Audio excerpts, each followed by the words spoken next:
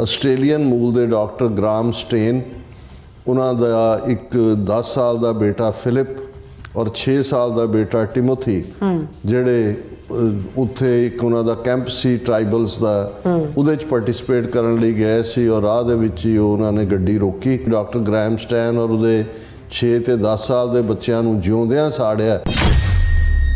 Graham Stain's murder convict released on grounds of good behavior after 25 years in jail. ਉਸ ਦੀ recommendation Orissa state central review board ਨੇ ਕੀਤੀ ਹੈ ਔਰ ਕੰਜੌਰ ਜੇਲ੍ਹ authority ਨੇ ਕਿਹਾ ਕਿ ਜੀ ਅਸੀਂ ਤਾਂ ਕਾਨੂੰਨ ਦੇ ਮੁਤਾਬਕ ਉਹਨੂੰ ਰਿਲੀਜ਼ ਕੀਤਾ ਕਿਉਂਕਿ ਉਹਦਾ ਬਹੁਤ ਚੰਗਾ ਬਿਹੇਵੀਅਰ ਸੀ। ਪ੍ਰਤਾਪ ਚੰਦਰ ਸਾਰੰਗ ਜਿਸ ਨੇ ਡਾਕਟਰ ਗ੍ਰਾਮ ਸਟੈਨ ਔਰ ਉਹਦੇ 6 ਤੇ 10 ਸਾਲ ਦੇ ਬੱਚਿਆਂ ਨੂੰ ਜਿਉਂਦਿਆਂ ਸਾੜਿਆ, ਉਸ ਨੂੰ MP ਦੀ ਸੀਟ ਦਿੱਤੀ ਗਈ ਔਰ ਬਾਅਦ ਦੇ ਵਿੱਚ ਉਹ ਮਿਨਿਸਟਰ ਵੀ ਬਣਿਆ। ਹੁਣ ਵੀ ਉਹ ਉਸ ਇਲਾਕੇ 'ਚੋਂ MP ਹੈ।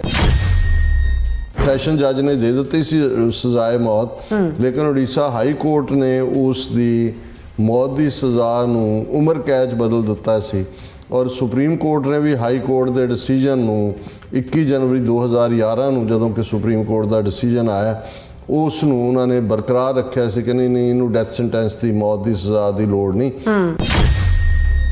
In the case on hand, though, Graham Stan and his 2 minor sons were burned to death while they were sleeping inside his station wagon at Manoharpur.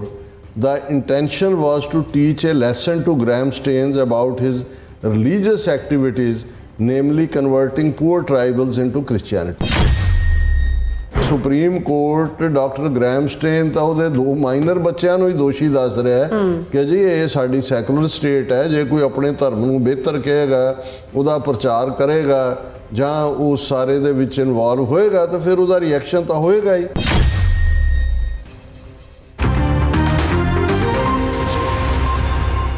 Waheguru ji ਕਾ ਖਾਲਸਾ, ਵਾਹਿਗੁਰੂ ਜੀ ਕੀ ਫਤਿਹ। ਅਸਲਾਮ ਵਾਲੇਕਮ, ਆਦਾਬ, ਅਰਜ਼ਮਹਾ। ਤੁਹਾਡੀ ਹੋਸਟ ਨੀਲਮ ਕੌਰ, ਮੈਂ TV 84 ਸਾਰੇ ਦਰਸ਼ਕਾਂ ਤੇ ਸਰੋਤਿਆਂ ਨੂੰ ਜੀ ਆਇਆਂ ਕਹਿੰਦੀ ਹਾਂ ਪ੍ਰੋਗਰਾਮ ਸੱਚੋ ਸੱਚ ਵਿੱਚ, ਜਿਹੜੇ ਇਸ ਪ੍ਰੋਗਰਾਮ ਨਾਲ ਦੇਸ਼ਾਂ ਵਿਦੇਸ਼ਾਂ ਤੋਂ ਜੁੜ ਚੁੱਕੇ ਨੇ। ਖਾਲਸਾ ਅਫੇਅਰ ਸੈਂਟਰ ਦੇ ਸੰਚਾਲਕ ਡਾਕਟਰ ਅਮਰਜੀਤ ਸਿੰਘ ਜੀ ਸਟੂਡੀਓ 'ਚ ਮੇਰੇ ਨਾਲ ਸ਼ਾਮਲ ਨੇ। ਉਹਨਾਂ ਨਾਲ ਗੱਲਬਾਤ ਕਰਕੇ ਅੱਜ ਦੇ ਅਹਿਮ ਸ਼ੁਰੂ ਉਹਨਾਂ ਤੋਂ ਉਹਨਾਂ ਦਾ ਤਬਸਰਾ ਜਾਣਦੇ ਹਾਂ।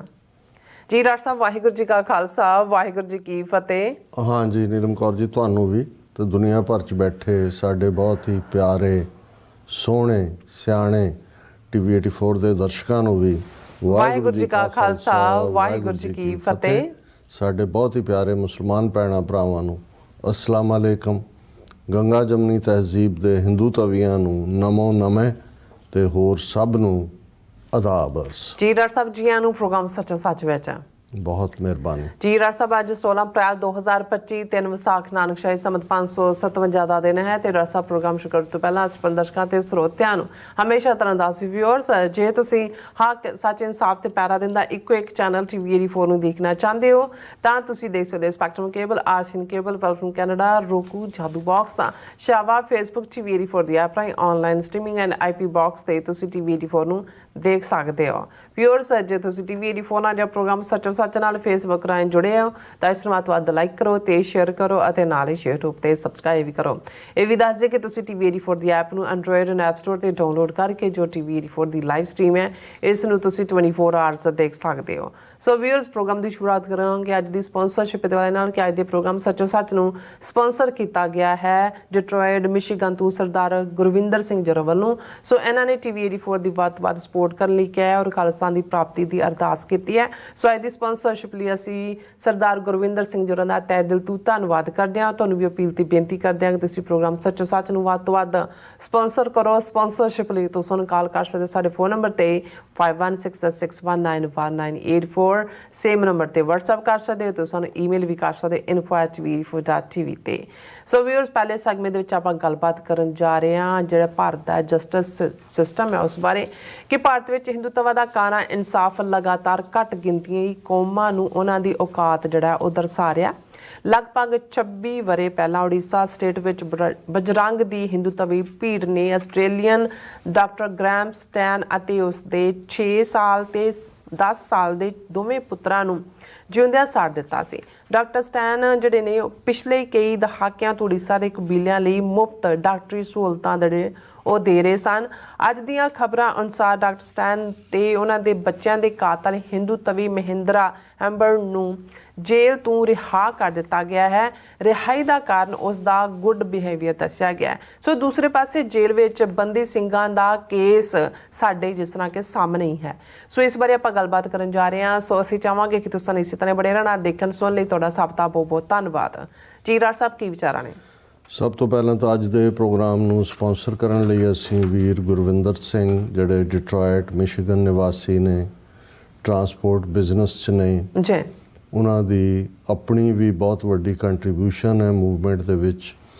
ਉਹ ਖਾਸ ਤੌਰ 'ਤੇ ਜਦੋਂ ਬੀਤੇ ਸੈਚਰਡੇ ਇੰਡੀਆਨਾ ਦੇ ਵਿੱਚ ਖਾਲਸਾ ਸਾਜਨਾ ਦਿਵਸ ਦਾ ਸਮਾਗਮ ਹੋਇਆ, ਉਸ ਦੇ ਵਿੱਚ ਉਹ ਚੇਚਾ ਆਏ, ਉਹਨਾਂ ਦੇ ਨਾਲ ਹੋਰ ਵੀ 4-5 ਸਿੰਘ ਪਹੁੰਚੇ। ਔਰ ਜਦੋਂ ਅਸੀਂ ਪਿੱਛੇ ਵੀ ਇਸ ਤੋਂ ਪਹਿਲਾਂ ਡਿਟਰੋਇਟ ਵਿਜ਼ਿਟ ਕੀਤਾ ਸੀ ਤੇ ਉਹਨਾਂ ਨੇ ਐਫਰਟ ਕਰਕੇ 20-25 ਹੋਰ ਨੌਜਵਾਨਾਂ ਨੂੰ ਇਕੱਠੇ ਕਰਕੇ ਇੱਕ ਬ੍ਰੇਨਸਟਾਰਮਿੰਗ ਸੈਸ਼ਨ ਵੀ ਰੱਖਿਆ ਸੀ। ਨਾਈਸ। ਔਰ ਇਹ ਬਹੁਤ ਜਿੱਥੇ ਖੁਦ ਸੂਝਵਾਨ ਨੇ, ਕੌਮੀ ਗੈਰਤ, ਕੌਮੀ ਅਣਖ, ਕੌਮੀ ਕਰ ਖਾਲਿਸਤਾਨ ਦੇ ਝੰਡਾ ਬਰਦਾਰ ਨੇ, ਉੱਥੇ TV 84 ਨਾਲ ਔਰ ਸਾਡੇ ਨਾਲ, ਔਰ ਜਿੱਥੇ ਜਿਹੜਾ ਵੀ ਕੋਈ ਪੰਥਕ ਏਜੰਡੇ 'ਤੇ ਕੰਮ ਕਰਦਾ ਹੈ ਉਸ ਦੇ ਨਾਲ ਜਿਹੜਾ ਉਹ ਪੂਰਾ ਸਹਿਯੋਗ ਕਰਦੇ ਨੇ। ਇਹਨਾਂ ਨੇ ਬਹੁਤ ਸਾਰੇ ਸਿੰਘਾਂ ਦੀ ਸੰਗਤ ਮਾਣੀ ਹੋਈ ਹੈ। ਖਾਸ ਤੌਰ 'ਤੇ ਭਾਈ ਜਗਤਾਰ ਸਿੰਘ ਹਵਾਰਾ, ਜਿਹੜੇ ਅੱਜ ਵੀ ਤਿਹਾੜ ਦੇ ਨਾਲ ਲੱਗਦੀ UP ਦੀ ਇੱਕ ਜੇਲ੍ਹ ਦੇ ਵਿੱਚ ਬੰਦ ਨੇ, ਪਰ ਜਿਸ ਅੰਦਾਜ਼ ਦੇ ਵਿੱਚ ਉਹਨਾਂ ਨੇ ਬੜੈਲ ਜੇਲ੍ਹ ਤੋਂ ਜਿਹੜਾ ਉਹ ਬਾਹਰ ਨਿਕਲੇ ਔਰ ਲਗਭਗ 18 ਮਹੀਨੇ ਸਰਵਾਈਵ ਕੀਤਾ, ਔਰ ਉਸ ਸਾਰੇ ਦੇ ਵੀ ਉਹ ਚਸ਼ਮਦੀਦ ਨੇ। ਔਰ ਅਸੀਂ ਵੀਰ ਗੁਰਵਿੰਦਰ ਸਿੰਘ ਔਰ ਉਹਨਾਂ ਦੇ ਸਮੁੱਚੇ ਪਰਿਵਾਰ ਦਾ ਸ਼ੁਕਰੀਆ ਅਦਾ ਕਰਦੇ। ਦੇਖੋ, ਵੈਸੇ ਤਾਂ ਹਰ ਚੜ੍ਹਿਆ ਸੂਰਜ ਸਾਡੇ ਲੋਕਾਂ ਨੂੰ, ਜੇ ਕਿਸੇ ਸੋਚ ਨਾਂ ਦੀ ਕੋਈ ਚੀਜ਼ ਹੈ ਜਾਂ ਗੈਰਤ ਨਾਂ ਦਾ ਕੋਈ ਤੱਤ ਹੈ, ਤੇ ਉਹ ਹਰ ਚੜ੍ਹਦਾ ਸੂਰਜ ਹਰ ਭਾਰਤ ਦੇ ਨਕਸ਼ੇ 'ਚ ਕੈਦ ਹਰ ਸਿੱਖ ਨੂੰ, ਮੁਸਲਮਾਨ ਨੂੰ, ਈਸਾਈ ਨੂੰ, ਦਲਿਤ ਨੂੰ, ਆਦੀਵਾਸੀ ਨੂੰ ਇਹ ਅਹਿਸਾਸ ਜ਼ਰੂਰ ਕਰਵਾਉਂਦਾ ਹੈ ਕਿ ਗੁਲਾਮੀ ਔਰ ਆਜ਼ਾਦੀ ਦੇ ਵਿੱਚ ਕੀ ਫਰਕ ਹੁੰਦਾ ਹੈ, ਗੁਲਾਮੀ ਕਿਹਨੂੰ ਕਹਿੰਦੇ ਨੇ। ਬਿਲਕੁਲ। ਔਰ ਜਦੋਂ ਕਿਸੇ ਵੀ ਸੁਸਾਇਟੀ ਦੇ ਵਿੱਚ ਭਾਵੇਂ ਕਹਿਣ ਨੂੰ ਕਾਨੂੰਨ ਸਭ ਦੇ ਲਈ ਹੋਏ, ਲਫ਼ਜ਼ ਵੀ ਸੈਕੂਲਰਿਜ਼ਮ ਦਾ ਵਰਤਿਆ ਗਿਆ ਹੋਏ, ਕਾਨੂੰਨ ਨੂੰ ਵੀ ਇਹ ਕਿਹਾ ਜਾਏ ਕਿ ਜੀ ਉਸ ਦੀ ਨਜ਼ਰਾਂ 'ਚ ਸਭ ਬਰਾਬਰ ਨੇ, ਇਹ ਵੀ ਕਿਹਾ ਜਾਂਦਾ ਹੋਏ ਕਿ ਜੀ ਕਾਨੂੰਨ ਅੰਨਾ ਹੁੰਦਾ ਹੈ, ਭਾਵ ਉਹ ਕਿਸੇ ਦੀ ਜ਼ਾਤ, ਰੰਗ, ਨਸਲ, ਜੈਂਡਰ ਪਰਖ ਕੇ ਫਿਰ ਕਿਸੇ ਨਾਲ ਇਨਸਾਫ ਨਹੀਂ ਹੁੰਦਾ। ਅੰਨੇ ਦਾ ਮਤਲਬ ਹੈ ਕਿ ਜੋ ਕਾਨੂੰਨ ਦੀ ਖਿਲਾਫ ਵਰਜ਼ੀ ਕਰੇਗਾ ਉਸ ਨੂੰ ਸਜ਼ਾ ਯਾਫਤਾ ਕੀਤਾ ਜਾਏਗਾ, ਇਸ ਲਈ ਉਸ ਨੂੰ ਅੰਨਾ ਕਿਹਾ ਜਾਂਦਾ ਹੈ। ਪਰ ਅਸੀਂ ਇਹ ਦੇਖਦੇ ਹਾਂ ਕਿ ਵੀ ਜਿਨ੍ਹਾਂ ਨੇ ਕਾਨੂੰਨ ਨੂੰ ਇੰਟਰਪ੍ਰੇਟ ਕਰਨਾ ਹੈ, ਉਹਨਾਂ ਦੇ ਵੀ ਹਿੰਦੂ ਤਵੀ ਅੱਖਾਂ ਲੱਗੀਆਂ ਹੋਈਆਂ ਨੇ। ਜਿਹੜੀ ਪੁਲਿਸ ਇਸ ਸਾਰੇ ਦੇ ਵਿੱਚ ਪਹਿਲੀ ਸਟੇਜ ਦੇ ਉੱਤੇ ਇਨਵੋਲਵ ਹੁੰਦੀ ਹੈ, ਉਹਦੀਆਂ ਅੱਖਾਂ ਵੀ ਹਿੰਦੂ ਤਵੀ ਨੇ। ਜਿਹੜੇ ਸਿਆਸੀ ਲੋਕ ਹਕੂਮਤਾਂ ਰਨ ਕਰਦੇ ਨੇ, ਜਿਨ੍ਹਾਂ ਨੇ ਡਾਇਰੈਕਸ਼ਨ ਦੇਣੀ ਹੁੰਦੀ ਹੈ ਸਮਾਜ ਨੂੰ, ਉਹ ਵੀ ਹਿੰਦੂ ਤਵੀ ਚਸ਼ਮਿਆਂ ਦੇ ਨਾਲ ਹੀ ਸਾਰੀ ਗੱਲ ਨੂੰ ਦੇਖਦੇ ਨੇ। ਔਰ ਸਭ ਤੋਂ ਅਬਵ ਜੇ ਅਸੀਂ ਮੀਡੀਆ, ਜਿਹੜਾ ਕਿ 4th ਪਿਲਰ ਕਿਸੇ ਵੀ ਜਮਹੂਰੀਅਤ ਦਾ ਕਿਹਾ ਜਾਂਦਾ ਸੀ, ਕਿ ਜਿੱਥੇ ਐਗਜ਼ੈਕਟਿਵ ਫੇਲ ਹੋ ਰਹੀ ਹੋਏ, ਗਵਰਨਮੈਂਟ ਫੇਲ ਹੋ ਰਹੀ ਹੋਏ, ਜਾਂ ਈਵਨ ਜੁਡੀਸ਼ਰੀ ਦੇ ਵਿੱਚ ਕੋਈ ਕਾਂਡ ਹੋਏ, ਤੇ ਫਿਰ ਮੀਡੀਆ ਉਹ ਸਵਾਲ ਪੁੱਛਦਾ ਹੈ, ਉਹ ਕ੍ਰਿਟਿਸਾਈਜ਼ ਕਰਦਾ ਹੈ, ਉਹ ਅਕਾਊਂਟੇਬਿਲਟੀ ਮੰਗਦਾ ਹੈ। ਪਰ ਜਿੱਥੇ ਬਿਲਕੁਲ ਇੱਕ ਅੰਨਾ ਜਨੂਨ, ਔਰ ਇਸ ਵੇਲੇ ਜੇ ਅਸੀਂ ਦੇਖਣਾ ਹੋਏ ਭਾਰਤ ਦੇ ਵਿੱਚ, ਬੇਸ਼ੱਕ ਸਿੱਖ ਕੌਮ ਦੇ ਨੁਕਤਾ ਨਿਗਾਹ ਤੋਂ ਤਾਂ 47 ਤੋਂ ਬਾਅਦ ਹੀ ਸਾਡੀ ਕੌਮ ਦਾ ਜਿਹੜਾ ਜਾਗਰੂਕ ਹਿੱਸਾ ਸੀ, ਜਿਨ੍ਹਾਂ ਦੇ ਵਿੱਚ ਸਰ ਕਪੂਰ ਸਿੰਘ ਵਰਗੇ ਲੋਕ ਸ਼ਾਮਲ ਸਨ, ਉਹਨਾਂ ਨੇ ਤਾਂ ਉਦੋਂ ਹੀ ਇਹ ਪ੍ਰੈਡਿਕਟ ਕਰ ਦਿੱਤਾ ਸੀ, ਕਿਉਂਕਿ ਉਹਨਾਂ ਦੇ ਸਾਹਮਣੇ ਸਰ ਕਪੂਰ ਸਿੰਘ ਡਿਸਟ੍ਰਿਕਟ ਕਾਂਗੜਾ ਦੇ ਡਿਪਟੀ ਕਮਿਸ਼ਨਰ ਸਨ।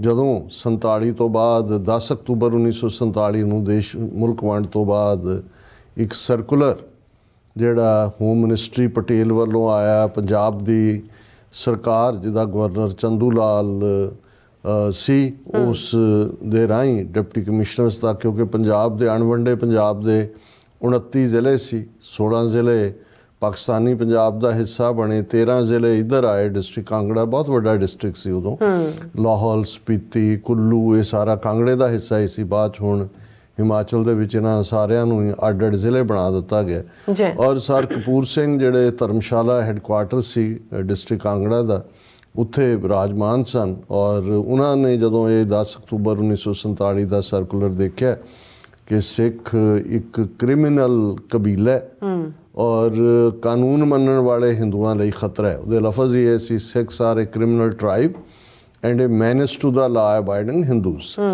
ਸੋ ਜ਼ਾਹਰ ਹੈ ਕਿ ਜਿਹੜੇ 13 ਜ਼ਿਲ੍ਹੇ ਸੀ ਉਹਨਾਂ 'ਚੋਂ ਵੀ ਸਿਰਫ 3 ਜ਼ਿਲ੍ਹਿਆਂ ਦੇ ਡਿਪਟੀ ਕਮਿਸ਼ਨਰ ਜਿਹੜੇ ਸੀ ਉਹ ਸਿੱਖ ਸਨ। ਉਹਨਾਂ 'ਚ ਵੀ ਇੱਕ ਪਤਤ ਸੀ, ਦੂਸਰਾ ਉਹ ਮਾਤਾ ਦਾ ਮਾਲ ਸੀ। ਸੋ ਬਾਕੀਆਂ ਨੇ ਤਾਂ ਕੀ ਬੋਲਣਾ ਸੀ। ਸਰ ਕਪੂਰ ਸਿੰਘ ਨੇ ਪ੍ਰੋਟੈਸਟ ਕੀਤਾ, ਉਹਨਾਂ ਨੇ ਜਵਾਬੀ ਲਿਖਿਆ ਕਿ ਬਈ ਤੁਸੀਂ ਸਾਰੀ ਕੌਮ ਨੂੰ ਕਿਵੇਂ ਜਰਾਇਮ ਪੇਸ਼ਾ ਬਣਾ ਸਕਦੇ ਹੋ।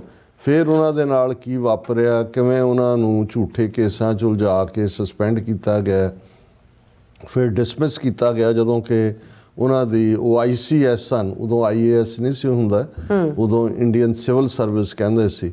ਔਰ ਉਹਨਾਂ ਦੀ 15-16 ਸਾਲ ਦੀ ਨੌਕਰੀ ਜਿਹੜੀ ਇੰਪੈਕੇਬਲ ਸੀ, ਜਿਹਦੇ ਥੱਲੇ ਉਹਨਾਂ ਨੇ ਉਹ ਉਸ ਵੇਲੇ ਦੇ ਪੰਜਾਬ ਦੇ ਜ਼ਿਲ੍ਹਾ ਗੁੜਗਾਵਾਂ ਦੇ ਵੀ ਜਿਹੜੇ ਆ ਉਹ ਡਿਪਟੀ ਕਮਿਸ਼ਨਰ ਰਹੇ ਸੀ। ਪਾਕਿਸਤਾਨ ਵਿਚਲਾ ਜਿਹੜਾ ਜ਼ਿਲ੍ਹਾ ਗੁਜਰਾਤ ਹੈ ਉਹਦੇ ਵੀ ਡਿਪਟੀ ਕਮਿਸ਼ਨਰ ਰਹੇ ਸੀ। ਔਰ ਈਵਨ ਭਾਰਤ ਛੱਡੋ ਅੰਦੋਲਨ ਦੇ ਦੌਰਾਨ ਉਹਨਾਂ ਨੇ ਬੜੇ ਸੈਂਸਿਟਿਵ ਕਰਨਾਲ ਡਿਸਟ੍ਰਿਕਟ ਨੂੰ ਹੈਂਡਲ ਕੀਤਾ ਸੀ।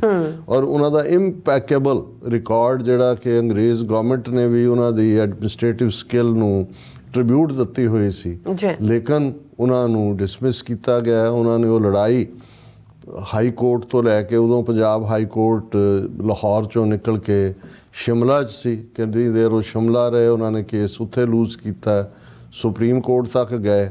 ਪਰ ਅਲਟੀਮੇਟਲੀ ਕਿਵੇਂ ਸਿਆਸੀ ਇੰਟਰਫੇਰੈਂਸ, ਖਾਸ ਤੌਰ 'ਤੇ ਨਹਿਰੂ ਨੇ ਜਿਹੜਾ ਉੱਥੇ ਚੱਲਣ ਨਹੀਂ ਦਿੱਤੀ ਕਿਸੇ ਇਨਸਾਫ ਦੀ ਗੱਲ, ਔਰ ਜੁਡੀਸ਼ਰੀ ਨੇ, ਸੁਪਰੀਮ ਕੋਰਟ ਨੇ ਵੀ ਜਿਹੜੀਆਂ ਈਵਨ ਕਰੂਸ਼ਲ ਫਾਈਲ ਸੀ ਉਹਨਾਂ ਦੇ ਕੇਸ ਦੀ, ਜਿਹਦੇ 'ਚ ਉਹ ਡਾਕੂਮੈਂਟ ਵੀ ਸੀ, ਉਹ ਸਾਰੀ ਗਾਇਬ ਕਰ ਦਿੱਤੀ। ਔਰ ਇਵੈਂਚੁਅਲੀ ਸਰ ਸਾਹਿਬ ਨੂੰ ਬਿਨਾਂ ਪੈਨਸ਼ਨ ਤੋਂ ਉਹਨਾਂ ਦੀ ਨੌਕਰੀ ਤੋਂ ਡਿਸਮਿਸ ਕੀਤਾ ਗਿਆ। ਔਰ ਉਹਨਾਂ ਨੇ ਫਿਰ ਜਿਹੜੀ ਬਾਅਦ ਦੇ ਵਿੱਚ 70ਵੇਂ ਦੇ 60s ਦੇ ਐਂਡ 'ਚ 69-70 'ਚ ਆਪਣੀ ਜੀਵਨ ਕਹਾਣੀ, ਜਿਸ ਦੇ ਵਿੱਚ ਉਹ ਕੋਈ ਸਿਰਫ ਸੈਲਫ ਨਾਲ ਮਹਿਦੂਦ ਨਹੀਂ ਹੈ, ਉਹਨਾਂ ਨੇ ਓਵਰਆਲ ਜਿਹੜੀ ਟ੍ਰਾਂਜੀਸ਼ਨ ਹੋਈ, ਸਿੱਖਾਂ ਨੇ ਕਿਵੇਂ, ਸਿੱਖ ਲੀਡਰਸ਼ਿਪ ਨੇ ਆਜ਼ਾਦ ਮੁਲਕ ਖਾਲਿਸਤਾਨ ਦੇ ਮੌਕੇ ਗਵਾਏ, ਔਰ ਕਿਵੇਂ ਸਿਸਟਮ ਵਿਚਲਾ ਉਹ ਜਿਹੜੀਆਂ ਅਪਰਚੁਨਿਟੀ ਸਿੱਖਾਂ ਨੇ ਤਾਂ ਗਵਾਈਆਂ ਹੀ ਗਵਾਈਆਂ, ਲੇਕਿਨ ਕਿਵੇਂ ਜਿਹੜੀ ਹਿੰਦੂਤਵਾ ਦਾ, ਬੇਸ਼ੱਕ ਇਹ ਆਈਡੀਓਲੋਜੀ ਤਾਂ ਹੁਣ BJP ਜ਼ਿਆਦਾ ਓਪਨਲੀ ਲਫ਼ਜ਼ ਕਹਿੰਦੀ ਹੈ, ਲੇਕਿਨ ਗਾਂਧੀ ਹੋਏ, ਨਹਿਰੂ ਹੋਏ, ਸੈਕੂਲਰਿਜ਼ਮ ਦੇ ਲਬਾਦੇ ਦੇ ਅੰਦਰ ਇਹਨਾਂ ਦੇ ਅੰਦਰ ਵੀ ਸ਼ੁੱਧ ਬਨਾਰਸੀ ਹਿੰਦੂ ਛੁਪਿਆ ਹੋਇਆ ਸੀ। ਔਰ ਸਰਦਾਰ ਸਾਹਿਬ ਨੇ ਜਿਹੜੇ ਲਫ਼ਜ਼ ਸਾਚੀ ਸਾਖੀ 'ਚ ਫਿਰ ਸਾਰੀ ਇਸ ਸਥਿਤੀ ਨੂੰ ਬਿਆਨਦਿਆਂ ਕਹੇ कि मुल्क हिंदू का, राज तिकड़ी का, गुरु राखा भाई सिखड़े का। ਹੁਣ ਤਿਕੜੀ ਜਿਹੜੀ ਆ ਉਹ ਨਹਿਰੂ, ਪਟੇਲ ਹੋਮ ਮਿਨਿਸਟਰ ਔਰ ਚੰਦੂ ਲਾਲ ਤ੍ਰਿਵੇਦੀ ਪੰਜਾਬ ਦਾ ਗਵਰਨਰ। ਸੋ ਇਹ ਸਿੱਖਾਂ ਦੀ ਕਹਾਣੀ ਹੈ ਔਰ ਇਹ ਲਗਾਤਾਰਤਾ ਨਾਲ ਕ੍ਰਿਮੀਨਲ ਟ੍ਰਾਈਬ ਤੋਂ ਸ਼ੁਰੂ ਹੋਇਆ ਸਾਡਾ ਸਫ਼ਰ। ਜੂਨ 84 'ਚ ਫੁੱਲ ਟੋਟਲ ਵਾਰ ਸਾਡੇ ਤੇ ਭਰਪਾ ਕੀਤੀ ਗਈ ਔਰ 40 ਸਾਲ ਬਾਅਦ ਅਸੀਂ ਦੇਖਦੇ ਹਾਂ ਕਿ ਉੱਥੋਂ ਦੇ ਸਿਸਟਮ 'ਚੋਂ ਬੰਦੀ ਸਿੰਘਾਂ ਦਾ ਜਦੋਂ ਅਸੀਂ ਜ਼ਿਕਰ ਕਰਦੇ ਹਾਂ, ਜਿਹੜੇ ਪ੍ਰਿਜ਼ਨਰਸ ਆਫ ਕੌਨਸ਼ੀਅੰਸ ਨੇ, ਪੋਲੀਟੀਕਲ ਪ੍ਰਿਜ਼ਨਰ ਨੇ, 35 ਸਾਲ ਹੋ ਗਏ ਨੇ, ਉਹਨਾਂ ਦੀ ਜਿਹੜੀ ਹੈ ਉਹ ਰਿਹਾਈ ਤਾਂ ਕੀ ਹੋਣੀ ਹੈ, ਉਹਨਾਂ ਨੂੰ ਕਿਸ ਹਾਲਤ 'ਚ ਰੱਖਿਆ ਜਾਂਦਾ ਹੈ। ਇਸ ਦੇ ਉਲਟ ਜਿਹੜੇ ਕ੍ਰਿਮੀਨਲ ਕਨਵਿਕਟਡ ਸੌਦਾ ਸਾਧ ਵਰਗੇ, ਜਿਨ੍ਹਾਂ ਨੇ ਸਿੱਖ ਭਾਵਨਾਵਾਂ ਦੇ ਨਾਲ ਵੀ ਲਗਾਤਾਰਤਾ ਨਾਲ ਗੁਰੂ ਗ੍ਰੰਥ ਸਾਹਿਬ ਦੀਆਂ ਬੇਅਦਬੀਆਂ ਕਰਵਾ ਕੇ ਖਿਲਵਾੜ ਕੀਤਾ, ਜਿਹੜਾ ਮਰਡਰ ਕੇਸ ਦੇ ਵਿੱਚ ਕਨਵਿਕਟ ਹੈ, ਜਿਹੜਾ ਰੇਪ ਕੇਸ ਦੇ ਵਿੱਚ ਕਨਵਿਕਟ ਹੈ, ਉਹ ਇਹ ਨਹੀਂ ਹੈ ਵੀ ਅੰਡਰ ਟਰਾਇਲ ਹੈ, ਸਜ਼ਾ ਹੋ ਚੁੱਕੀ ਹੈ। ਔਰ ਕਿਵੇਂ ਸਾਲ ਦੇ ਵਿੱਚ 10-10 ਵਾਰੀ ਪੈਰੋਲ, ਔਰ ਜਦੋਂ ਨਹੀਂ ਹੈ ਪੈਰੋਲ ਫਿਰ ਫਰਲੋ, ਹੁਣ ਵੀ ਉਹ ਬਾਹਰ ਗੁੰਡਾ ਘੁੰਮ ਰਿਹਾ। ਔਰ ਇਹੀ ਪਾਰਟ ਅਸੀਂ ਜਦੋਂ ਅੱਜ ਇਸ ਖਬਰ ਦਾ, ਜਿਸ ਨੂੰ ਤੁਸੀਂ ਬਿਗਨਿੰਗ ਦੇ ਵਿੱਚ ਮੈਂਸ਼ਨ ਕੀਤਾ ਕਿ ਕਿਵੇਂ ਇਹ ਜਸਟਿਸ ਸਿਸਟਮ ਜਿਹੜਾ ਸੋ ਕਾਲਡ ਜਸਟਿਸ ਹੈ, ਕਿਵੇਂ ਹਿੰਦੂਤਵੀ ਚਸ਼ਮੇ ਦੇ ਨਾਲ ਇਸ ਦਾ ਫੈਸਲਾ ਕੀਤਾ ਜਾਂਦਾ ਹੈ।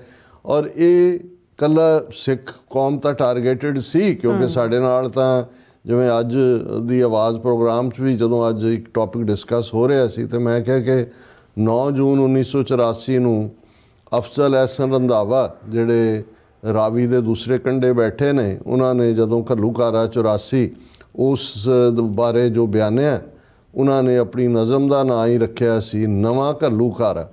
ਔਰ ਉਸ 'ਚ ਉਹਨਾਂ ਨੇ ਕਿਹਾ ਸੀ ਕਿ ਵੈਰੀਆਂ ਕੱਢ ਵਿਖਾਲਿਆ 5 ਸਦੀਆਂ ਦਾ ਵੈਰ। ਸੋ ਉਹ ਤਾਂ ਜੋ ਉਹਨਾਂ ਦੀ ਵਾਰ ਗੁਰੂ ਨਾਨਕ ਪਾਤਸ਼ਾਹ ਦੇ ਵੇਲੇ ਤੋਂ ਆਈਡੀਓਲੋਜੀ, ਜਿਹੜੀ ਗੁਰਮਤ ਦੀ ਸਿੱਖੀ ਦੀ ਆਈਡੀਓਲੋਜੀ, ਬਰਾਬਰੀ, ਇਨਸਾਨੀ ਪਿਆਰ, ਹਰ ਇੱਕ ਨੂੰ ਆਪਣੇ ਗਲ ਨਾਲ ਲਾਣਾ ਔਰ ਛੂਆ-ਛੂਤ ਔਰ ਕਾਸਟ ਸਿਸਟਮ, ਉਸ ਦਾ ਖਾਤਮਾ, ਔਰਤ ਦੇ ਬਰਾਬਰੀ ਦੇ ਹੱਕਾਂ ਦੀ ਗੱਲ। ਸੋ ਇਹ ਬ੍ਰਾਹਮਣਵਾਦ ਦੀ ਧੁਨੀ ਦੇ ਵਿੱਚ ਤੀਰ ਵੱਜਣ ਵਾਂਗ ਸੀ। ਸੋ ਉਹਨਾਂ ਨੇ ਤਾਂ ਪਹਿਲੇ ਦਿਨ ਹੀ, ਜਦੋਂ ਗੁਰੂ ਨਾਨਕ ਸਾਹਿਬ ਨੇ ਪੰਡਤ ਦਾ ਹੱਥ ਰੋਕਤਾ ਸੀ ਵੀ ਤੇਰਾ ਜਨੇਊ ਨਹੀਂ ਪਾਉਣਾ, ਉਦੋਂ ਹੀ ਇਹ ਲੜਾਈ ਸ਼ੁਰੂ ਹੋ ਗਈ ਸੀ। ਪਰ ਇਹ ਸਾਰੇ ਪੀਰੀਅਡ 'ਚ ਸਿੱਧੇ ਤੌਰ ਤੇ ਪੋਲੀਟੀਕਲ ਪਾਵਰ ਇਹਨਾਂ ਦੇ ਕੋਲ ਨਹੀਂ ਸੀ ਆਈ। ਇਸ ਲਈ 5 ਸਦੀਆਂ ਬਾਅਦ ਜਦੋਂ ਉਹਨਾਂ ਦੇ ਕੋਲ ਪੋਲੀਟੀਕਲ ਪਾਵਰ ਆਈ ਤਾਂ ਉਹਨਾਂ ਨੇ ਟੈਂਕਾਂ ਤੋਪਾਂ ਦੇ ਨਾਲ ਇਸ ਵਿਚਾਰਧਾਰਾ ਨੂੰ ਨਿਸ਼ਾਨਾ ਬਣਾਇਆ।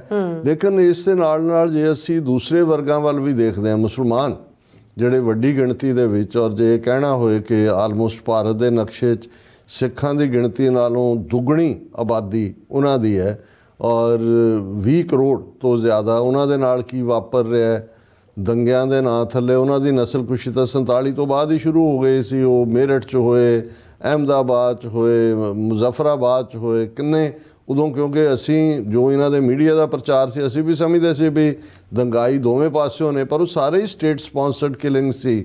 ਔਰ ਹੁਣ ਜਦੋਂ ਦਾ 2014 ਤੋਂ ਮੋਦੀ ਐਂਡ ਕੰਪਨੀ ਆਏ ਨੇ, ਫਿਰ ਤਾਂ ਅਸੀਂ ਯੂਪੀ ਦੇ ਵਿੱਚ ਦੇਖ ਰਹੇ ਹਾਂ ਆਦਿੱਤਿਆਨਾਥ ਯੋਗੀ ਕਿਵੇਂ ਮੁਸਲਮਾਨਾਂ ਦੇ ਘਰ, ਬਿਜ਼ਨਸਿਸ ਢਾਣਾ, ਮਾਰਨਾ, ਦਿੱਲੀ ਰਾਇਟਸ ਦੇ ਨਾਂ ਥੱਲੇ ਜਿਹੜੇ ਈਵਨ ਸਟੂਡੈਂਟ ਫੜੇ ਹੋਏ ਨੇ ਉਸ ਜਾਮੀਆ ਮਿਲੀਆ ਜਾਂ ਜਵਾਹਰ ਲਾਲ ਨਹਿਰੂ ਯੂਨੀਵਰਸਿਟੀ ਦੇ 5-5 ਸਾਲ ਤੋਂ ਉਹਨਾਂ ਦੀ ਜ਼ਮਾਨਤ ਤੱਕ ਨਹੀਂ ਹੋਈ।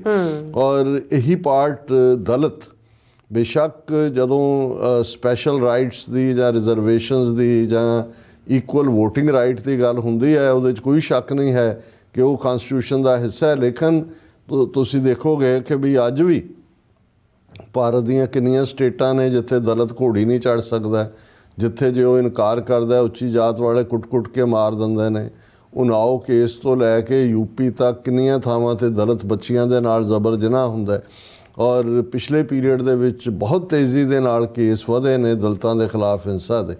ਔਰ ਈਸਾਈ, ਹੁਣ ਇਹ ਵੀ ਦੇਖਣ ਵਾਲੀ ਗੱਲ ਇਹ ਹੈ ਕਿ ਵੀ ਬਹੁਤ ਸਾਰਾ ਤਬਕਾ ਜਿਹੜਾ ਭਾਰਤ ਦੇ ਵਿੱਚ ਦਲਿਤ ਜਾਂ ਸ਼ਡਿਊਲ ਟਰਾਈਬ ਜਾਂ ਸ਼ਡਿਊਲ ਕਾਸਟ ਜਿਹੜੇ ਲਫ਼ਜ਼ ਕਨਸਟੀਟਿਊਸ਼ਨਲ ਨੇ, ਉਹਨਾਂ ਦੇ ਵਿੱਚ ਇੱਕ ਤਾਂ ਸੰਵਿਧਾਨ ਦੇ ਵਿੱਚ ਵੀ ਈਸਾਈ ਜਿਹੜੇ ਦਲਿਤ ਨੇ ਉਹਨਾਂ ਨੂੰ ਬਰਾਬਰੀ ਦੇ ਹੱਕ ਨਹੀਂ ਦਿੱਤੇ ਗਏ, ਉਹ ਤਾਂ ਸਿਰਫ ਹਿੰਦੂ ਦੇ ਥੱਲੇ ਰੱਖਿਆ ਗਿਆ।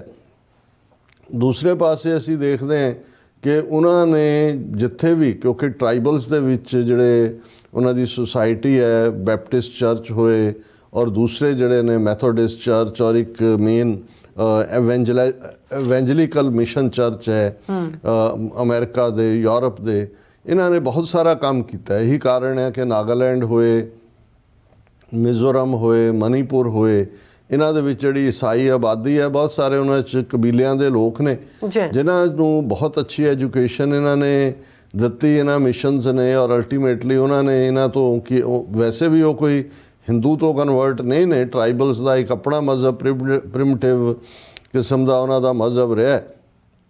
ਔਰ ਉਹਨਾਂ ਨੂੰ ਇਹ ਲੱਗਦਾ ਵੀ ਜਿੱਥੋਂ ਸਾਨੂੰ ਰੋਟੀ ਮਿਲਦੀ ਹੈ, ਸਾਡਾ ਇਲਾਜ ਹੈ, ਸਾਡੀ ਐਜੂਕੇਸ਼ਨ ਹੈ, ਔਰ ਉਹ ਕਨਵਰਟ ਹੁੰਦੇ ਨੇ। ਔਰ ਜਿਹੜਾ ਕਿ ਕਨਸਟੀਟਿਊਸ਼ਨਲੀ ਵੀ ਅਲਾਊਡ ਹੈ ਅੰਟਲ ਅਨਲੈਸ ਤੁਸੀਂ ਕਿਸੇ ਨੂੰ ਫੋਰਸਫੁਲੀ ਕਨਵਰਟ ਕਰਦੇ ਹੋ ਜਾਂ ਲਿਓਰ ਕਰਦੇ ਹੋ ਉਸ ਦੇ ਥੱਲੇ। ਸੋ ਇਹ ਜਿਹੜੇ ਸਟੇਟਸ ਨੇ, ਉੜੀਸਾ ਦੇ ਵਿੱਚ ਵੀ ਇੱਕ ਕਾਫੀ ਵੱਡੀ ਟਰਾਈਬਲ ਬੈਲਟ ਹੈ ਔਰ ਨਾਰਥ ਈਸਟ ਦੀਆਂ ਸਟੇਟਾਂ ਦਾ ਅਸੀਂ ਜ਼ਿਕਰ ਕੀਤਾ ਹੀ ਹੈ।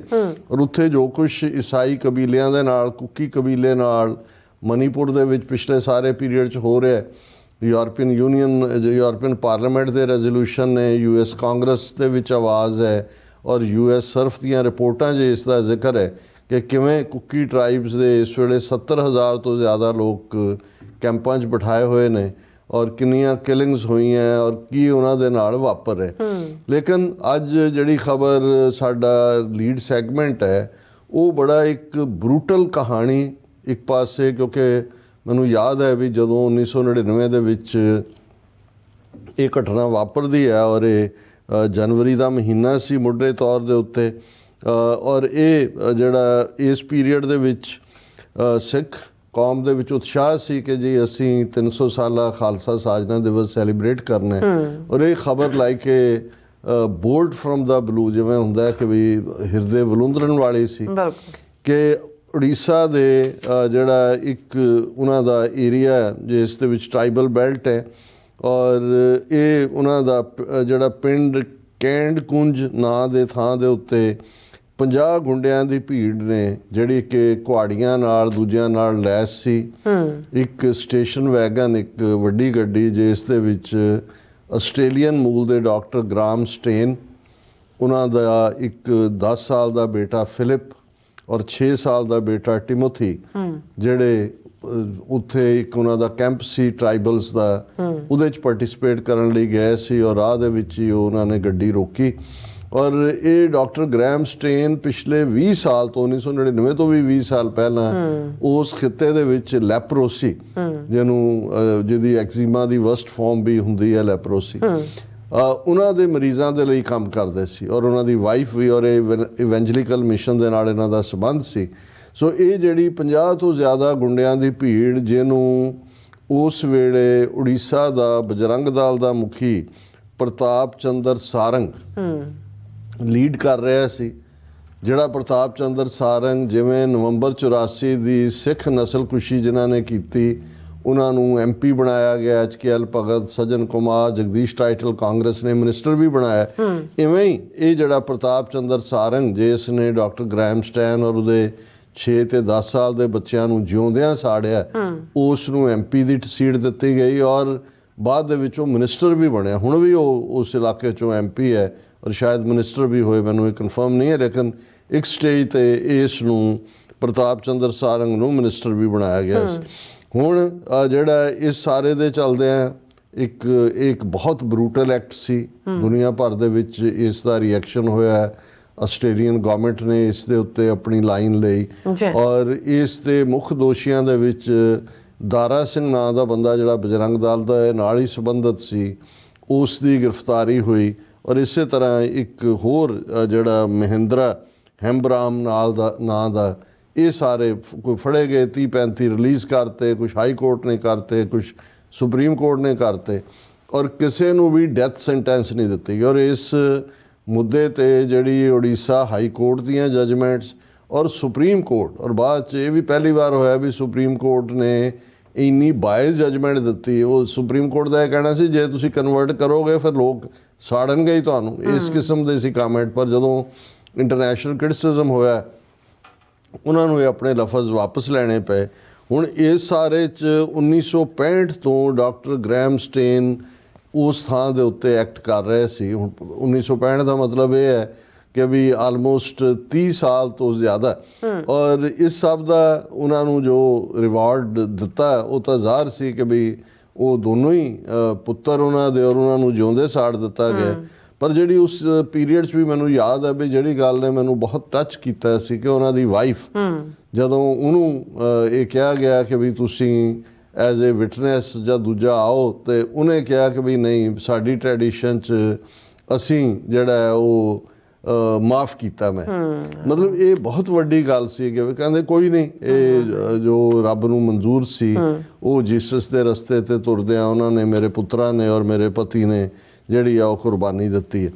हुण इस सारे दे उत्ते इस तो पहला कि मैं ये दस्सां कि भी अज जिहड़ी खबर मेनली है कि Graham Staines murder convict released on grounds of good behaviour after 25 years in jail.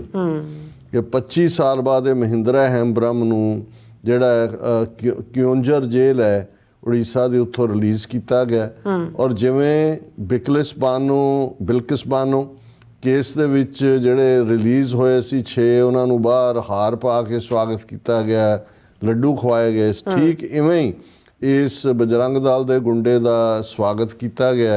गल दे विच हार पाए दी फोटो साडे दर्शक भी देख सकते हैं और ये खबर ही है कि भी उन्होंने ये जिहड़ा सरकार ने रिकमेंडेशन की। हुण उड़ीसा दे विच BJP दी गवर्नमेंट है, पहला जिहड़ा उन्हां दा उड़ीसा दी अपनी लोकल पार्टी बिजू पटनायक दल जिहड़ा ਬੀਜੂ ਪਟਨਾਇਕ, ਉਹਦਾ ਮੁੰਡਾ ਨਵੀਨ ਪਟਨਾਇਕ ਸੀ। ਸੋ ਉਹਨਾਂ ਨੇ ਇਹ ਕਿਹਾ ਕਿ ਜੀ ਇਹ ਹੈਮਬਰਗ ਜਿਹੜਾ ਉਹ ਇਨਵੋਲਵ ਸੀ ਉਸ ਵੈਨ ਨੂੰ ਅੱਗ ਲਾਉਣ, ਜਿਸ 'ਚ ਡਾਕਟਰ ਔਰ ਉਹਦੇ 2 ਬੱਚੇ ਮਾਰੇ ਗਏ ਸੀ 22 ਜਨਵਰੀ 1999 ਨੂੰ। ਔਰ ਉਸ ਦੀ recommendation Orissa state central review board ਨੇ ਕੀਤੀ ਹੈ ਔਰ ਕੰਜੌਰ ਜੇਲ੍ਹ ਅਥਾਰਟੀ ਨੇ ਕਿਹਾ ਕਿ ਜੀ ਅਸੀਂ ਤਾਂ ਕਾਨੂੰਨ ਦੇ ਮੁਤਾਬਕ ਉਹਨੂੰ ਰਿਲੀਜ਼ ਕੀਤਾ ਕਿਉਂਕਿ ਉਹਦਾ ਬਹੁਤ ਚੰਗਾ ਬਿਹੇਵੀਅਰ ਸੀ। ਔਰ ਇਹ ਸਾਰੇ ਦੇ ਉੱਤੇ ਜਿਹੜਾ ਇਸ ਤੋਂ ਪਹਿਲਾਂ ਚੀਫ ਮਿਨਿਸਟਰ ਜਿਹੜਾ ਹੁਣ ਮੋਹਨ ਮਾਝੀ ਹੈ, ਨਾਓ ਦਾ ਚੀਫ ਮਿਨਿਸਟਰ, ਇਹ ਜਦੋਂ ਕੰਜੌਰ ਤੋਂ MLA ਸੀ, ਇਹਨੇ ਵੀ ਰਿਕਮੈਂਡ ਕੀਤਾ ਸੀ ਕਿ ਜੀ ਇਹਨਾਂ ਨੇ ਤਾਂ ਦੁਸ਼ਮਣਾਂ ਨੂੰ ਜਿਹੜਾ ਹੈ ਉਹ ਸਜ਼ਾ ਦਿੱਤੀ ਸੀ, ਉਹਨਾਂ ਨੂੰ ਪਿਓ ਪੁੱਤਰਾਂ ਨੂੰ, ਕਿ ਵੀ ਉਹ ਸਾਡੇ ਇਲਾਕੇ 'ਚ ਈਸਾਈਅਤ ਫੈਲਾ ਰਹੇ ਸੀ ਔਰ ਉਹਨੂੰ ਰਿਲੀਜ਼ ਕੀਤਾ ਜਾਏ। ਔਰ ਇਸ ਸਾਰੇ ਦੇ ਚੱਲਦਿਆਂ ਮੈਂ ਇਹ ਦੱਸਣਾ ਚਾਹੁੰਦਾ ਵੀ ਇੱਕ ਪਾਸੇ ਅਸੀਂ ਇਸ ਦੀ ਗੱਲ ਕਰ ਰਹੇ ਹਾਂ, ਦੂਜੇ ਪਾਸੇ ਅੱਜ ਸ਼੍ਰੋਮਣੀ ਕਮੇਟੀ ਦੀ ਜਿਹੜੀ ਹੈ ਇੰਟਰਿਮ ਕਮੇਟੀ ਦੀ ਮੀਟਿੰਗ ਇਸ ਮੁੱਦੇ 'ਤੇ ਹੀ ਹੋਈ ਕਿ ਜੀ ਅਸੀਂ ਸੈਂਟਰ ਗੌਰਮੈਂਟ ਨੂੰ ਲਿਖਦੇ ਹਾਂ ਬੰਦੀ ਸਿੰਘਾਂ ਦੇ ਮਾਮਲੇ ਨੂੰ ਚੁੱਕਿਆ ਜਾਏ। ਬਲਵੰਤ ਸਿੰਘ ਰਾਜੋਆਣਾ ਜਿਨ੍ਹਾਂ ਨੂੰ ਜਿਹੜਾ 2019 ਦੇ ਵਿੱਚ ਗੁਰੂ ਨਾਨਕ ਪਾਤਸ਼ਾਹ ਦੇ 550 ਸਾਲਾ ਪ੍ਰਕਾਸ਼ ਪੁਰਬ ਦੇ ਮੌਕੇ ਜਿਹੜਾ ਉਹ ਰਿਹਾਈ ਦਿੱਤੀ ਗਈ ਸੀ, ਆਰਡਰ ਕੀਤਾ, ਉਹਨੂੰ ਕੀਤਾ ਜਾਏ ਕਿਉਂਕਿ ਰਾਜੋਆਣੇ ਨੇ ਸਪਸ਼ਟ ਕਿਹਾ ਹੋਇਆ ਕਿ ਵੀ ਇਹਨਾਂ ਨੂੰ ਕਹੋ ਵੀ ਫਾਂਸੀ ਦੇਣ, ਮੈਨੂੰ ਵੀ ਅੰਦਰ ਇੰਨੇ ਵਰੇ ਜਿਹੜੇ ਨੇ 25-30 ਸਾਲ ਹੋ ਗਏ ਨੇ ਔਰ ਇਵੇਂ ਉਸ ਕਾਲ ਕੋਠੜੀ 'ਚ ਰੱਖਿਆ ਹੋਇਆ ਜਿਹੜਾ ਜ਼ਾਹਰ ਹੈ ਜਦੋਂ ਡੈਥ ਸੈਂਟੈਂਸ ਹੁੰਦੀ ਹੈ। ਸੋ ਇਸ ਮਾਮਲੇ 'ਚ ਮੈਂ ਜਦੋਂ ਇਸ ਕੇਸ ਨੂੰ ਅੱਜ ਦੁਬਾਰਾ ਰੀਵਿਜ਼ਿਟ ਕਰ ਰਿਹਾ ਸੀ ਤੇ ਅਦਾਲਤੀ ਸਿਸਟਮ, ਜਦੋਂ ਅਸੀਂ ਇਹ ਕਹਿੰਦੇ ਹਾਂ ਕਿ ਵੀ ਅਦਾਲਤਾਂ 'ਚੋਂ ਇਨਸਾਫ ਨਹੀਂ ਨਿਕਲਦਾ ਜਾਂ ਨਹੀਂ ਨਿਕਲਿਆ, ਜਾਂ ਅਸੀਂ ਇਹ ਕਿਹਾ ਕਿ ਭਾਈ ਇਹ ਹਿੰਦੂਤਵੀ ਚਸ਼ਮੇ ਦੇ ਨਾਲ ਇਨਸਾਫ ਹੈ, ਤੇ ਫਿਰ ਤੁਹਾਨੂੰ ਇਸ ਦੇ ਉੱਤੇ ਉਹਨਾਂ ਦੀ ਜਿਹੜੀ ਅਦਾਲਤਾਂ ਨੇ ਜਦੋਂ ਇਹ ਫੈਸਲੇ ਸੁਣਾਏ ਇਸ ਕੇਸ ਦੇ ਉੱਤੇ, ਉਸ 'ਚੋਂ ਤੁਹਾਨੂੰ ਉਹ ਬਾਇਸ ਬੜਾ ਕਲੀਅਰ ਨਜ਼ਰ ਆ ਜਾਂਦਾ ਹੈ। ਔਰ ਇਹ ਜਿਹੜਾ supreme court of India judgement ਇਸ ਕੇਸ ਦੇ ਵਿੱਚ, ਇਹ ਟਰਾਇਲ ਕੋਰਟ ਸੀ ਭੁਵਨੇਸ਼ਵਰ ਦਾ ਜਿਹੜੀ ਕਿ ਉੜੀਸਾ ਦੀ ਕੈਪੀਟਲ ਹੈ, ਔਰ ਉਹਨਾਂ ਨੇ ਜਿਹੜਾ ਬੇਸ਼ੱਕ ਜਿਹੜਾ ਸਰਕਾਰੀ ਸਾਈਡ ਨੇ ਦਾਰਾ ਸਿੰਘ ਦੀ ਡੈਥ ਸੈਂਟੈਂਸ ਮੰਗੀ ਸੀ ਕਿ ਭਾਈ ਉਸ ਨੂੰ ਛੱਡਿਆ ਜਾਏ, ਲੇਕਿਨ ਜਿਹੜਾ ਉੜੀਸਾ ਹਾਈ ਕੋਰਟ ਨੇ ਉਸ ਸੈਸ਼ਨ ਜੱਜ ਨੇ ਦੇ ਦਿੱਤੀ ਸੀ ਸਜ਼ਾਏ ਮੌਤ, ਲੇਕਿਨ ਉੜੀਸਾ ਹਾਈ ਕੋਰਟ ਨੇ ਉਸ ਦੀ ਮੌਤ ਦੀ ਸਜ਼ਾ ਨੂੰ ਉਮਰ ਕੈਦ 'ਚ ਬਦਲ ਦਿੱਤਾ ਸੀ। ਔਰ ਸੁਪਰੀਮ ਕੋਰਟ ਨੇ ਵੀ ਹਾਈ ਕੋਰਟ ਦੇ ਡਿਸੀਜਨ ਨੂੰ 21 ਜਨਵਰੀ 2011 ਨੂੰ ਜਦੋਂ ਕਿ ਸੁਪਰੀਮ ਕੋਰਟ ਦਾ ਡਿਸੀਜਨ ਆਇਆ, ਉਸ ਨੂੰ ਉਹਨਾਂ ਨੇ ਬਰਕਰਾਰ ਰੱਖਿਆ ਸੀ ਕਿ ਨਹੀਂ ਇਹਨੂੰ ਡੈਥ ਸੈਂਟੈਂਸ ਦੀ, ਮੌਤ ਦੀ ਸਜ਼ਾ ਦੀ ਲੋੜ ਨਹੀਂ। ਔਰ ਉਹਨਾਂ ਨੇ ਆਪਣੀ ਜਜਮੈਂਟ 'ਚ ਲਿਖਿਆ ਸੀ, In the case on hand, thou Grahamstown and his 2 minor sons were burned to death while they were sleeping inside his station wagon at Manoharpur. The intention was to teach a lesson to Grahamstown about his religious activities, namely converting poor tribals into Christianity. ਉਹਨਾਂ ਨੇ ਕਿਹਾ ਜੀ ਇਹਨੂੰ ਇਸ ਲਈ ਨਹੀਂ ਉਹ ਜਿਹੜਾ ਡੈਥ ਸੈਂਟੈਂਸ ਦੇਣੀ ਕਿਉਂਕਿ ਇਹ ਜਿਹੜਾ ਇਹਨਾਂ ਦਾ ਮਕਸਦ ਸੀ 50 ਗੁੰਡਿਆਂ ਦਾ, ਜਿਹਦੇ 'ਚ ਉਹਨਾਂ ਨੇ ਜਿਉਂਦਿਆਂ ਉਹਨਾਂ ਨੂੰ ਸਾੜਤਾ ਪਿਓ ਤੇ ਪੁੱਤਰਾਂ ਨੂੰ, ਕਿ ਉਹ ਜਿਹੜੇ ਨੇ ਉਹ ਇਸ ਗੱਲ ਤੋਂ ਖਫਾ ਸੀ ਕਿ ਜੀ ਇਹ ਈਸਾਈ ਬਣਾ ਰਹੇ ਨੇ। ਔਰ ਉਹਨਾਂ ਨੇ ਕਿਹਾ ਜੀ ਹਾਈ ਕੋਰਟ ਨੇ ਇਸ ਨੂੰ ਐਪਰੀਸ਼ੀਏਟ ਕੀਤਾ ਕਿ ਬਈ ਉਹ ਜਿਹੜੇ ਨੇ ਉਹ ਇਸ ਤੋਂ ਖਫਾ ਸਨ, ਔਰ ਇਸ ਲਈ ਉਹਨਾਂ ਨੇ ਜੇ ਹਾਈ ਕੋਰਟ ਨੇ ਡੈਥ ਸੈਂਟੈਂਸ ਨੂੰ ਲਾਈਫ ਇੰਪ੍ਰਿਜ਼ਨਮੈਂਟ 'ਚ ਕਨਵਰਟ ਕੀਤਾ ਤੇ ਅਸੀਂ ਉਹਦੇ ਨਾਲ ਸਹਿਮਤ ਹਾਂ। ਫਿਰ ਸੁਪਰੀਮ ਕੋਰਟ ਇਹ ਕਹਿ ਰਿਹਾ our concept of secularism is that the state will have no religion, ਕਿ ਅਸੀਂ ਤਾਂ ਸੈਕੂਲਰ ਹੈ ਔਰ ਸਟੇਟ ਦਾ ਕੋਈ ਰਿਲੀਜਨ ਨਹੀਂ ਹੈ। The state shall treat all religions and religious group equally and with equal respect without in any manner interfering in their individual right of religion, faith and worship. ਫਿਰ ਉਹਨਾਂ ਨੇ ਕਿਹਾ ਕਿ it is undisputed that there is no justification for interfering in someone's belief by way of use of force, provocation, conversion, incitement, or upon a flawed promise that one religion is better than the other.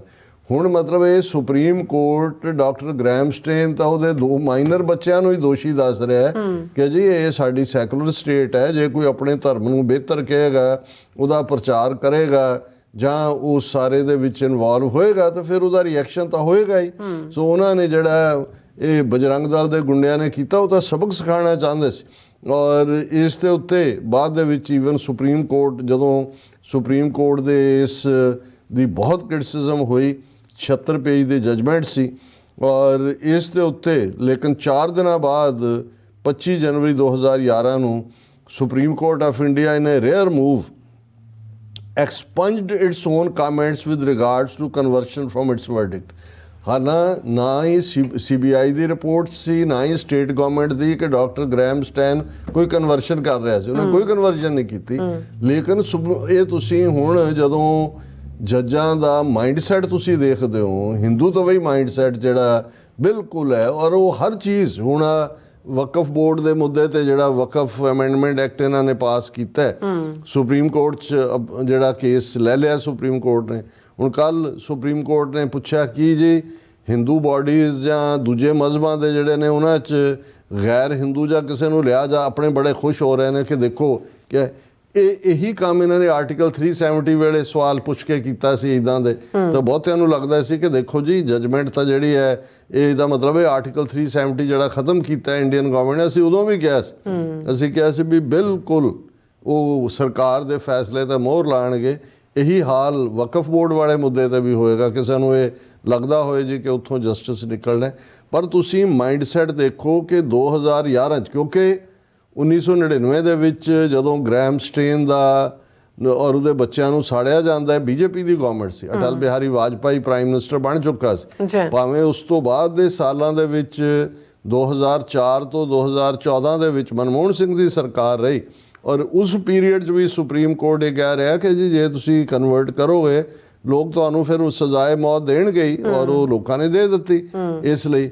ਔਰ ਉਹੀ ਜਿਹੜਾ ਉਸ ਦਾ ਜਿਹੜਾ ਇਹ main second ਸਰਗਣਾ ਸੀ, ਅੱਜ ਜਿਹੜਾ ਉਹ 25 ਸਾਲ ਬਾਅਦ ਕਿ ਗੁੱਡ ਬਿਹੇਵੀਅਰ ਚੀਫ ਮਿਨਿਸਟਰ ਨੇ ਰਿਕਮੈਂਡ ਕੀਤਾ ਹੈ, ਜੇਲ੍ਹ ਅਥਾਰਟੀਜ਼ ਨੇ ਰਿਕਮੈਂਡ ਕੀਤਾ ਹੈ।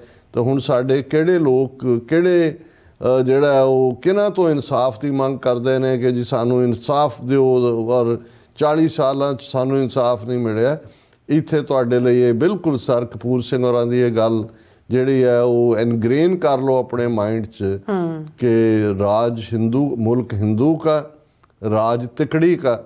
ਉਦੋਂ ਤਿਕੜੀ ਨਹਿਰੂ, ਪਟੇਲ ਔਰ ਚੰਦੂਲਾਲ ਤ੍ਰਿਵੇਦੀ ਦੀ ਸੀ, ਅੱਜ ਮੋਦੀ, ਅਮਿਤ ਸ਼ਾਹ ਤੇ ਅਜੀਤ ਡੋਵਾਲ ਦੀ ਹੈ। ਔਰ ਅਲਟੀਮੇਟਲੀ ਫਿਰ ਜਦੋਂ ਇਸ ਕਿਸਮ ਵਾਲਿਆਂ ਦੇ ਕੋਲ ਪਾਵਰ ਹੁੰਦੀ ਹੈ ਤੇ ਫਿਰ ਗੁਰੂ ਦੇ ਸਿੱਖਾਂ ਦਾ ਵੀ ਔਰ ਭਾਰਤ ਦੀਆਂ ਦੂਸਰੀਆਂ ਘੱਟ ਗਿਣਤੀਆਂ ਦਾ ਵੀ ਰੱਬ ਹੀ ਰੱਖ ਹੈ। ਜੀ ਡਾਕਟਰ ਸਾਹਿਬ ਤੁਹਾਡਾ ਬਹੁਤ ਸ਼ੁਕਰੀਆ। ਸੋ ਇੱਥੇ ਲੈਣੇ ਬ੍ਰੇਕ, ਔਰ ਬ੍ਰੇਕ ਤੇ ਜਾਣ ਤੋਂ ਪਹਿਲਾਂ ਅਸੀਂ ਆਪਣੇ ਦਰਸ਼ਕਾਂ ਤੇ ਸਰੋਤਿਆਂ ਨੂੰ ਅਪੀਲ ਤੇ ਬੇਨਤੀ ਕਰਦੇ ਵਿਊਅਰਸ, ਜਿਸ ਤਰ੍ਹਾਂ ਕਿ ਤੁਸੀਂ ਜਾਣਦੇ ਹੋ ਕਿ ਟੀਵੀ 84 ਇੱਕ ਪੰਥਕ ਚੈਨਲ ਹੈ। ਟੀਵੀ 84 ਦੀ ਚੜ੍ਹਦੀ ਕਲਾ ਲਈ ਵੱਧ ਤੋਂ ਵੱਧ ਡੋਨੇਟ ਕਰੋ। ਡੋਨੇਟ ਕਰਨ ਲਈ ਸਾਡੀ ਵੈਬਸਾਈਟ tv84.tv ਤੇ ਜਾ ਕੇ ਪੇਪਾਲ ਦੀ ਵਰਤੋਂ ਕਰਕੇ ਵਨ ਟਾਈਮ ਡੋਨੇਟ ਕਰ ਸਕਦੇ ਹੋ, ਮੰਥਲੀ ਡੋਨੇਟ ਵੀ ਕਰ ਸਕਦੇ ਹੋ। ਤੁਸੀਂ ਟੀਵੀ 84 ਦੇ ਨਾਮ ਤੇ ਚੈੱਕ ਬਣਾ ਕੇ ਸਾਨੂੰ ਮੇਲ ਵੀ ਕਰ ਸਕਦੇ ਹੋ ਸਾਡੇ ਇਸ ਪਤੇ ਤੇ 36-01 37th Avenue, Long Island City, New York 11101 USA, ਜਾਂ ਫਿਰ ਤੁਸੀਂ ਸਾਨੂੰ ਫੋਨ ਰਾਹੀਂ ਵੀ ਸੰਪਰਕ ਕਰ ਸਕਦੇ ਹੋ 5166619184। ਤੁਸੀਂ ਸਾਨੂੰ ਈਮੇਲ ਵੀ ਕਰ ਸਕਦੇ ਹੋ info@tv84.tv ਤੇ। ਅਸੀਂ ਤੁਹਾਡੇ ਤਹਿ ਦਿਲ ਤੋਂ ਸ਼ੁਕਰਗੁਜ਼ਾਰ ਹੋਵਾਂਗੇ। ਸੋ ਥੱਲੇ ਨੇ ਬ੍ਰੇਕ ਵਿਊਅਰਸ, ਤੁਸੀਂ ਇਸੇ ਤਰ੍ਹਾਂ ਬਣੇ ਰਹਿਣਾ। ਮਿਲਦੇ ਹਾਂ ਆਫਟਰ ਦਿਸ ਸ਼ਾਰਟ ਬ੍ਰੇਕ।